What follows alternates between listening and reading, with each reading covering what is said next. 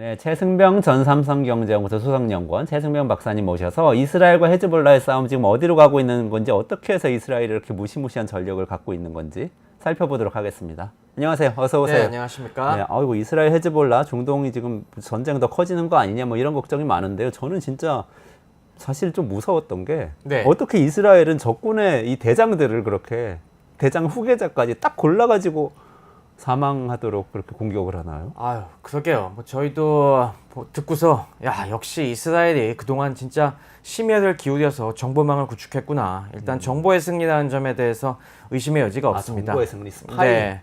뭐 이스라엘이 물론 여러 가지 첨단 무기들도 막강하지만은 기본적으로 이게 정보가 없이는 어떻게 이렇게 요소요소에 숨어 있는 그런 인사들을 꼭꼭 집어서 제거하겠습니까? 일단 이 스파이를 갖다가 특히 이번에 헤즈볼라 같은 경우 레바논 헤즈볼라에 엄청나게 투입시켰다는 게 이번에도 여실히 증명이 됐고요. 네네네. 근데 또 놀라운 거는 이게 헤즈볼라뿐만이 아니라 이란 수뇌부까지 정보망에 침투한 것 같습니다. 아무래도 레바논이야 거기가 다종교 국가고 원래 헤즈볼라에 반감을 가진 사람들도 되게 많거든요. 네네네. 그런데 이제 그것만 갖고는 이 정도 타격하는 게 좀 여기까지 할 수 있을까 싶은데 이란 쪽에서도 요즘 지금 이란에서 간첩 잡아내느라고 어마어마하게 난리인데 혁명 수비대 굉장히 고위직까지 이스라엘과 내통하는 사람들이 발각이 됐다 이런 뉴스들이 나오는 걸 보면은 이 거기서부터 하여튼 고급 정보들을 딱 캐치하고서 그리고 분명히 내통자가 정확한 위치를 알려줬기 때문에 이런 핀포인트 작전이 가능하지 않았을까. 그렇죠. 더 무서운데요. 무슨 첩보 영화에서 볼 것 같은, 예를 들면 지금 말씀하신 거는 적국의 수뇌부라고 하면은 그쪽에 고위직 중에도 이스라엘 그렇죠, 스파이가 거의, 있을 것이고 이란의 고위직 중에도 이런 얘기잖아요. 근데 거의 뭐 장성급에 해당하는 그 정도 인사들 이 지금 실시간으로 지금 누구와 누구가 지금 회의를 하고 있다 뭐 이런 정보들을 정확하게 전달해 줄 수 있는 그런 사람들이 아마 이 이스라엘에 포섭된 것 같습니다. 그럼 지금 상황을 조금 짚어보고요. 네. 그 다음에 그 자세한 얘기로 좀 그러시죠. 넘어가서 더 여쭤볼게요. 지금 일단 상황이 9월 27일에 이스라엘 헤즈볼라 본부 건물에 대규모 폭격을 했고, 그래서 거기에 대해서 여기에 또 80발의 정밀유도 폭탄을 쏟아부었다. 맞습니다. 이런 뉴스가 이제 나왔었어요. 네. 그래서 이스라엘 헤즈볼라 수장이 사망을 한 거죠. 그렇죠. 네. 뭐 이미 그 전에 삐삐 공격으로도 뭐 다 기억하시겠지만 지난번에도 말씀드린 삐삐 공격으로 많은 대원들과 또 많은 지휘관들이 거기서 사살 당했는데 그거 외에 이제 남아있던 수장까지 그 9월 27일 폭격으로 제거가 됐죠. 그리고 이 자리에 또 뒤에 나온 외신에서 더욱 놀라운 거는 그 헤즈볼라 수장뿐만 있었던 게 아니라 이란 쪽에서도 굉장히 고위직들이 있었다. 그 당시 이란 쪽에서도 지금 상황이 굉장히 안 좋으니까 이거 휴전하자라고 이제 설득하려고 특사로 방문 중이던 이 혁명수비대 부사령관이자 왜 그 쿠드스군 얘기 제가 드렸지 않습니까? 네네네. 레바논 지금 쿠드스군 사령관을 지내고 있는 일포르시안 준장까지 같이 폭살해 버렸습니다. 그러고 나서 10월 1일에 이스라엘이 레바논 남부에 지상군을 밀어넣었죠. 이번 침공의 목적은 헤즈볼라가 계속 이스라엘 향해서 날리고 있는 수많은 미사일 발사대가 아무래도 레바논 남부에 포진하고 있으니까 우리 이거 제거하겠다. 그리고 레바논도 지금 이스라엘 국경 쪽으로 땅굴을 많이 파고 있거든요. 그래서 그쪽으로 뭔가 이 무장 대원들을 많이 침투시키고 있다는 의혹이 있기 때문에 이것까지 싹 제거하겠다라고 해서 지금 들어갔고요. 물론 그전에도 지난 1년 동안 거의 이스라엘 공군이 8,000회 이상의 폭격을 감행했습니다. 하지만 그걸로도 부족하다고 해서 지금까지 이스라엘이 4개 사단을 레바논 남부에 지금 투입한 상황입니다. 4개 사단을. 네, 뭐 1개 사단은 정규 사단, 굉장히 막강한 정규 사단이고요. 뭐 1개 사단은 우리 향토 방위 사단, 뭐 지역 방위 사단에 해당되는 것이고, 하나는 공수 사단, 하나는 또 예비 사단을 소집해 갖고 지금 들어갔고요. 이게 한 벌써 15,000명에서 한 2만 명 정도가 최소 들어가 있는 걸로 얘기가 되고 있습니다. 근데 아직까지는 이 들어간 깊이가 한 2km, 3km 그 정도밖에 안 되고 지금 하지만은 이 레바논 남부에 지금 더 큰 우리가 침공을 할 테니까 다 지금 지금 민간인들은 다 소개하고 피난 가라 이렇게 계속 방송을 하고 있습니다. 그래갖고 지금 벌써 이 사망자만 한 2,000명, 그리고 부상자만 10,000명, 그리고 거기다가 피난민이 60만 명이나 지금 발생했다고 지금 얘기가 나오고 있는데.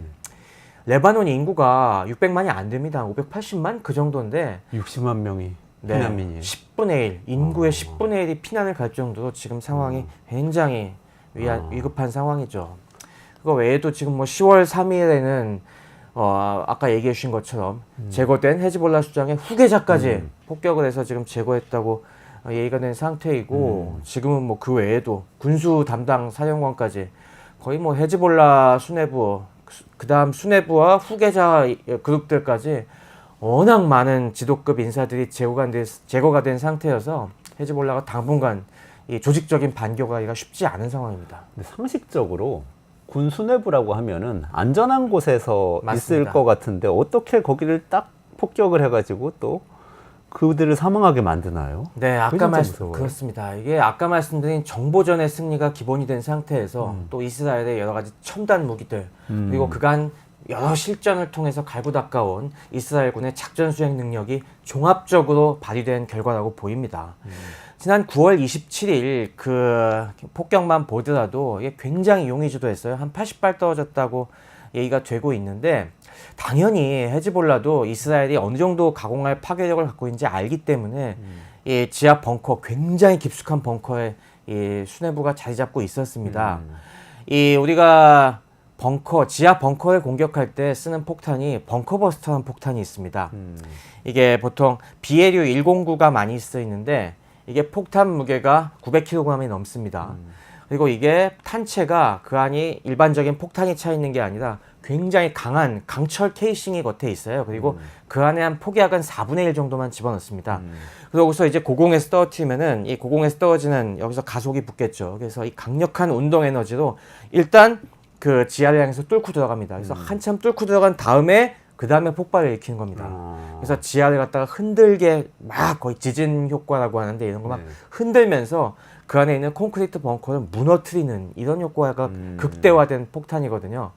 그래서 이 지금 비에류 109가 보통 한 10에서 20m 정도 뚫을 수 있다고 보는데 네. 이번에 헤즈볼라 수뇌부는 더 깊은 데 있었어요. 그러니까 네. 이 공격을 예상하고 그만큼 대비했다는 거죠. 그렇겠죠. 하지만 그것까지 뚫어냈습니다. 아, 그래요? 어떻게 뚫어냈나 보니까 시간차 공격을 했어요. 그러니까 처음에는 당연히 위에 건물이 있습니다. 재래식 폭탄을 써서 이 건물부터 무너뜨리고 그 다음에 그게 어느 정도 정리가 된 다음에 곧바로 벙커버스터를 시간차를 두고 몇 발을 계속 꽂아 넣는 겁니다. 그럼 처음에 한 10m 뚫리고 그 다음 15m, 20m, 25m 그 다음 관통 이런 식으로 들어가는 거죠. 그러니까 이렇게 이게 아무래도 시간차가 너무 길면은 그 사이에 또 당연히 피난을 갈 거 아니겠습니까? 네네네. 그러니까 이게 굉장히 단시간에 따다다다다 꽂혀야 되는데 이 정도로 시간차 공격을 해낼 수 있다는 거는 역시 이스라엘군의 숙련도가 장난이 아니라는 걸 여실히 보여준 그런 것 같습니다. 그리고 그렇게 한 군데를 계속 연속해서 공격하려면 정보가 네. 확실하다는 확신이 있어야 되잖아요. 그렇죠. 그 엉뚱한 데다 그렇게 막 낭비를 했다가는 그렇죠. 정확한 좌표를 따고 이런 요즘 이런 폭탄에는 JDAM이라는 GPS로 유도되는 정밀폭 그 유도 키트가 다 있거든요. 네. 그러니까 그 좌표를 딱딱 계속 타격한 데 계속 타격할 수 있는 그런 역량이 있다는 거죠. 아, JDAM은 뭐 GPS 가지고 하는 건가요? 네, 이게 유도 장치가 몇 개가 같이 들어가 있는데 기본적으로는 요 위치를 딱 잡고서 관성 유도라고 해서 우리가 이렇게 떨어뜨리면은 요 궤적으로 갈 것이다. 요걸 갖고 유도를 하는 것과 동시에 그 다음 위치가 그래도 조금씩 벗어날 수가 있으니까 GPS 신호를 받아갖고 이 위치를 계속 뒤에서 이 핀으로 조정을 합니다. 그래서 딱 그 위치를 정확히 때릴 수 있는 거죠. 아, 그렇군요. 그 정도까지 정확히 알려면 진짜 아까 말씀하신 대로 이란 고위급 수뇌부에 네. 스파이가 있어서 정보를 막 얻었어야 될 것 같은데 이란 혁명수비대 하면은 우리는 또 이념적으로 되게 단단한 집단일 것 같은 느낌이 있거든요. 어떻게 네. 그게 가능했을까요? 아무래도 이란 내부에서도 여러 가지 이란은 지난번에 저희가 정치 지형을 봤다시피 굉장히 신정국가로서 단단한 국가 같지만은 내부가 굉장히 복잡합니다. 수많은 개혁 요구파들도 있고 아직도 과거 이 세속국가였던 시절을 좀 더 희고하는 사람들도 있고 또 한 가지 또 많이 의심이 되는 거는 이 아무래도 이 신정국가 체제에서 혁명수비대가 워낙 언터처블의 이런 위치를 차지하다 보니까 비리가 굉장히 많을 걸로 예상이 되고 있습니다. 그러면 대개 이 비리 또 아마 이스라엘에서 약점을 잡았을 거예요. 그런 걸 딱 캐치해갖고 협조하지 않으면은 이거 까겠다라는 식으로 하면은 되게 많이 넘어오죠. 무섭다. 진짜 첩보 영화 네네. 같네요.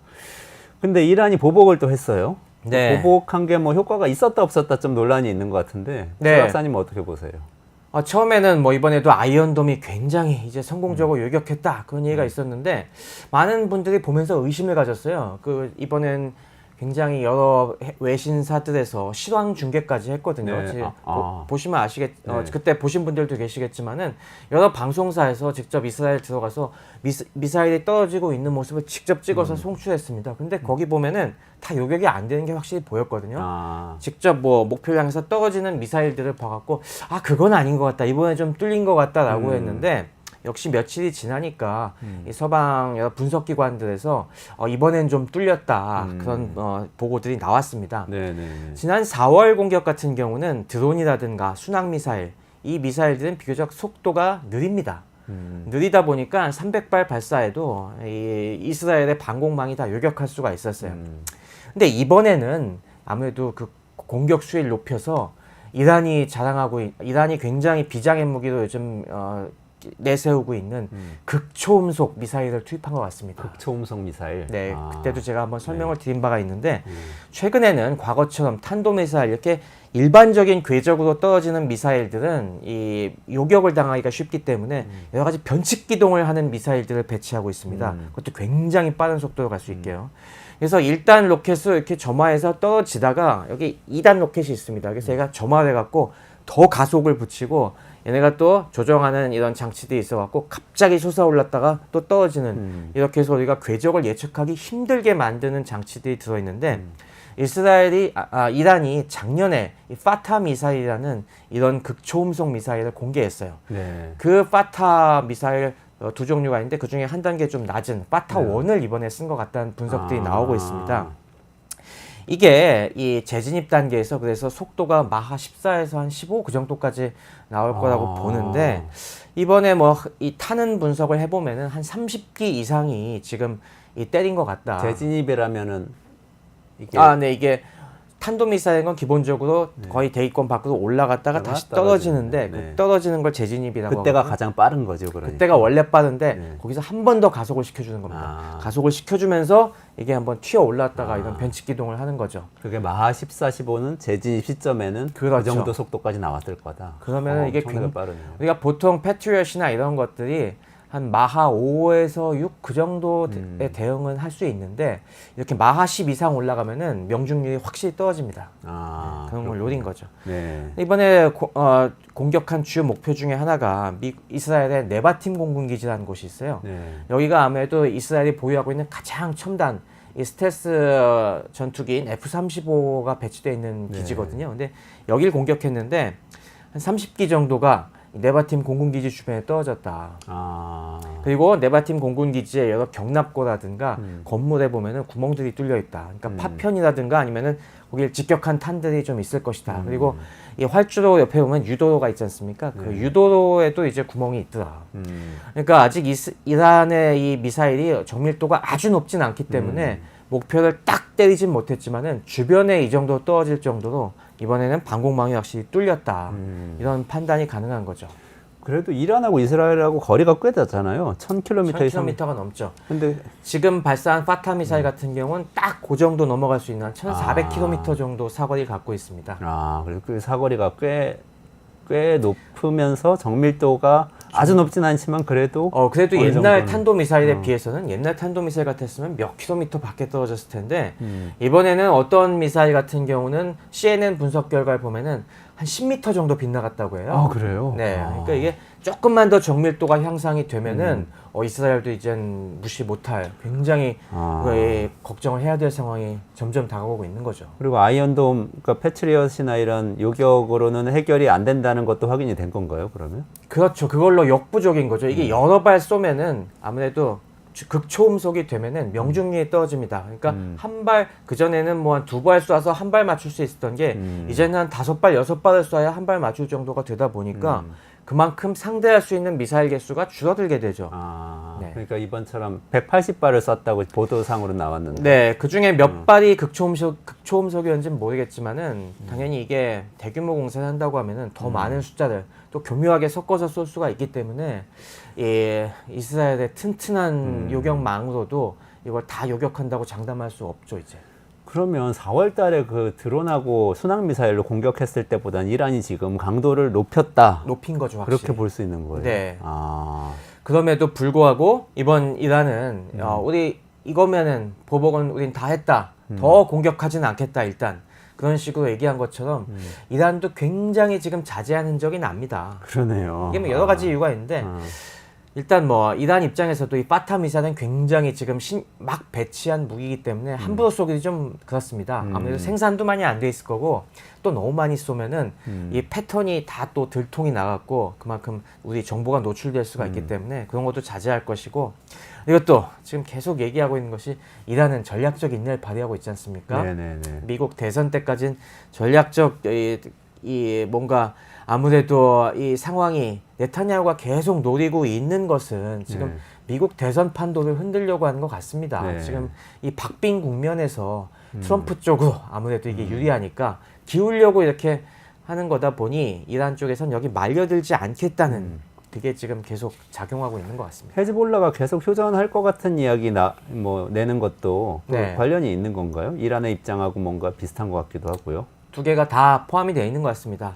지금 뭐 이란이 계속 특사를 보내갖고 헤즈볼라 이제 좀 우리 자제할 때가 된 것 같다 얘기하는 것도 지금 계속 헤즈볼라가 공격하면은 자꾸 이스라엘에게 공격 빌미 네타냐후의 지금 강경책에 빌미만 준다는 그런 설득도 들어갔을 것이고 그리고 현실적으로도 지금은 지금 국면에서는 보복을 대량으로 할 만한 지금 상황이 안 된다. 우리 카드를 다 썼다. 그러니까 조금 더 기다렸다가 우리가 힘을 비축하고 그리고 상황을 조금 더 본 다음에 그 다음에 공격하자라는 그런 식으로 설득이 가고 있는 것 같습니다.